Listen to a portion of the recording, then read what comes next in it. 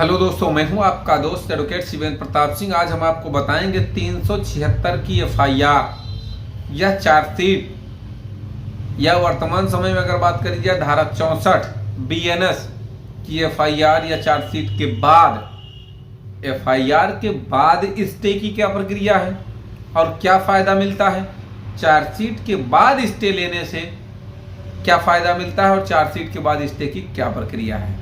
इन दोनों सवालों का जवाब सबसे पहले आप एफआईआर के बाद स्टे की प्रक्रिया समझ लें। जैसे ही आपके खिलाफ कोई एफआईआर दर्ज होती है रेप केस की या यूं कहें कि धारा 376 या वर्तमान समय में धारा 64 की एफआईआर दर्ज होती है और आप स्टे लेना चाहते हैं तो उसकी क्या प्रक्रिया है, क्या डॉक्यूमेंट्स लगते हैं, उसके बारे में समझें। आपके पास जो रिलेवेंट एविडेंस हैं जो साबित कर रहे हैं कि मेरे खिलाफ जो एफआईआर फर्जी हुई है वो, और सबसे जरूरी चीज एफआईआर की सर्टिफाइड कॉपी अपने जिले के कोर्ट से आप निकलवा के हाई कोर्ट आएंगे। तो ऐसी स्थिति में जब आपकी एफआईआर क्वेशिंग पड़ेगी, क्रिमिनल रिट पड़ेगी, देखिए प्रेयर क्वेशिंग की ही होती है लेकिन स्टे मिलता है, तो आपको स्टे मिल जाएगा, आसानी से मिल जाएगा अगर आपके खिलाफ जो मुकदमा है वो फर्जी है, झूठा है। तो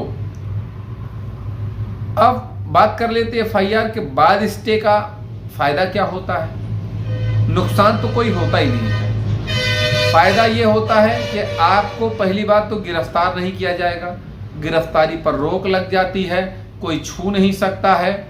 अब इसके बाद अगर बात करी जाए कि स्टे हो गया तो क्या बाद में भी स्टे लेना पड़ेगा या बेल कराना पड़ेगा।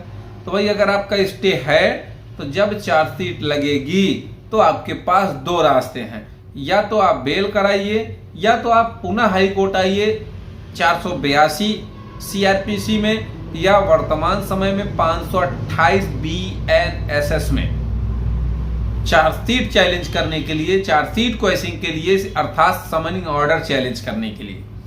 अब जब चार्जशीट के दौरान आप आएंगे हाई कोर्ट, उसमें क्या डॉक्यूमेंट लगते हैं, तो सबसे पहला चार्जशीट की सर्टिफाई कॉपी, समनिंग ऑर्डर की सर्टिफाई कॉपी, केस डायरी की फोटो कॉपी, ये पेपर लगेंगे। और इतने पेपर के अलावा अगर आपके पास केस डायरी तो हालांकि मेडिकल वगैरह सब आ जाता है, नहीं तो मेडिकल और 164 का बयान ये भी आपको ले आना चाहिए। अब बात कर लेते हैं चार्जशीट के बाद स्टे में फायदा क्या होता है। देखिए चार्जशीट के बाद जब स्टे होगा तो वो till the next date of listing तक का होगा। अब नेक्स्ट डेट यहाँ स्टे होने के बाद फिर लगती नहीं, 2-4 साल बीत जाता है, 6 महीने, साल भर, 2 साल, 4 साल, 5 साल भी बीत जाता है। यानी कि इसकी कोई समय सीमा नहीं, इसकी कोई गारंटी नहीं ले सकता है कि वो मुकदमा फिर कब टेक ऑफ होगा, कब नंबर पे आएगा भी तो पहले काउंटर फाइल होगा पीड़िता की तरफ से, फिर आप रिजवाइंडर देंगे, तब जाके कहीं फाइनल आर्गूमेंट होगा। इन सब के दौरान मैंने जो बताया वो समय लग जाता है। अब बात कर लेते हैं फायदा।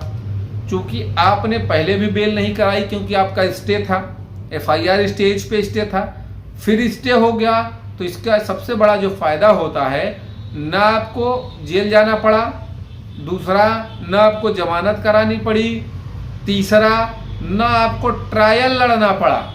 जैसा कि एक वीडियो मैंने पहले भी बनाया है कि ना ट्रायल, ना जेल, ना बेल, यानी कि ना जेल जाने की जरूरत, ना बेल कराने की जरूरत है और ना ही आपको ट्रायल फेस करने की। क्यों?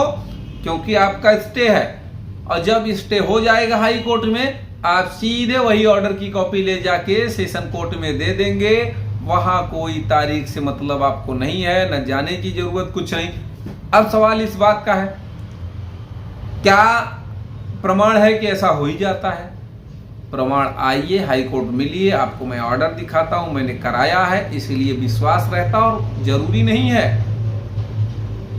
नहीं है कि आपके मामले में केवल स्टे हो, क्वेशिंग भी हो जाती है। मैं कई मामलों में इस तरह से काम किया हूं, कराया हूं। माननीय इलाहाबाद हाई कोर्ट ने जजमेंट दिया है, ऑर्डर है, जरूरत पड़ेगी तो आप मांगिएगा, मैं आपको प्रोवाइड भी करा दूंगा।